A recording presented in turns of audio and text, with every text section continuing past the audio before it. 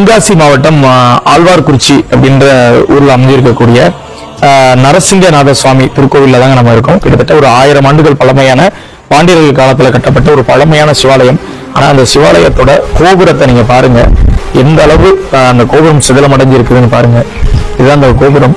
ஒரு காலத்துல எந்த அளவு அந்த கோபுரம் இருந்திருக்கும், இன்னைக்கு அந்த கோபுரத்தோட நிலைமையை பாருங்க இந்த மாதிரி இருக்குன்னு. எண்ணற்ற சுவை சிற்பங்கள் அதுல இருக்குது. ஆனா எந்த சிற்பங்களுமே இப்போ ஒரு சிதிலமடைந்து இருக்குதுங்க. சொல்லப்போனா இந்த கோவிலேயே நிறைய திருப்பணிகள் தேவைப்படுது. இந்த கோட்டை சுவர்கள் எல்லாமே இன்னும் சிறிது காலத்துல கீழே விழக்கூடிய ஒரு சூழல் இருக்குது. ஏன்னா அதுல பாத்தீங்கன்னா தெரியும், இந்த வெளிப்பக்கத்துல இருக்கிற கற்கள்லாம் விழுந்துருச்சு, உள்ள இருக்கக்கூடிய அந்த விஷயம் மட்டும்தான் இருக்குது.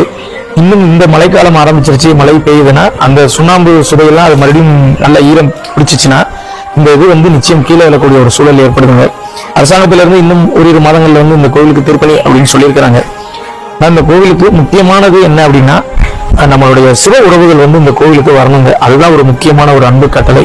ஏன்னா எவ்வளவு பெரிய பெரிய ஸ்தலங்களுக்கு போறாங்க. இங்க இருந்து தென்காசி பக்கத்துல இருக்க இங்க திருநெல்வேலியில் இருக்கக்கூடிய நிறைய பேர் போறாங்க. ஆனா இந்த மாதிரி ஒரு சிவாலயங்களுக்கு வரும் பட்சத்துல மட்டும்தான் இந்த சிவாலயங்கள் நிச்சயம் பாதுகாக்கப்படும். அதனால நீங்க பார்த்திருப்பீங்க எந்த அளவு மோசமா அந்த சிவாலயங்கள் இருக்குதுன்னு.